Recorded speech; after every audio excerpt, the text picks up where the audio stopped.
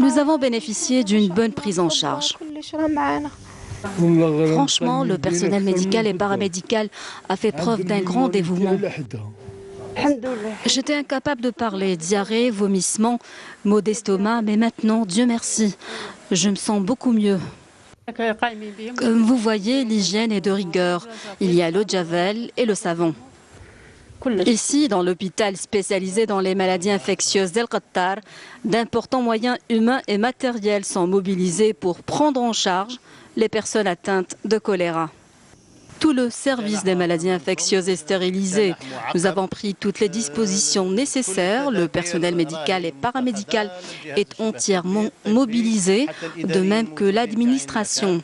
La propreté des lieux est assurée. Les équipements médicaux ainsi que les médicaments sont disponibles. Certes, la crainte de la maladie est justifiée, mais nous sommes mobilisés H24. Et à l'hôpital de Boufarik, le service des maladies infectieuses est débordé. Le personnel médical est plus que jamais mobilisé.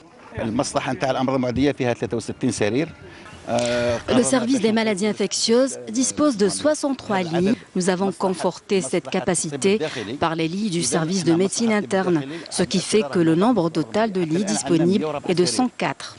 En cas d'augmentation de cas, nous pouvons faire appel à l'antenne de l'hôpital d'El Afroun qui compte 30 lits en plus. Nous espérons que la situation va rentrer dans l'ordre et que les malades se rétablissent au plus vite. 18 malades sont rentrés chez eux hier. La plupart des malades ont reçu les soins et sont rentrés chez eux. Lorsqu'on reçoit en même temps 3 ou 4 cas graves, on les prend en charge en priorité. Mais il y a ceux qui ne sont pas dans un état grave et qui veulent passer en premier. Et c'est ce qui nous met la pression. Nous leur demandons de patienter. Ils doivent faire preuve de compréhension. L'isolement des malades et de tous les cas suspects, ainsi que l'assainissement des lieux et le respect de l'hygiène demeurent donc des éléments clés de la prévention.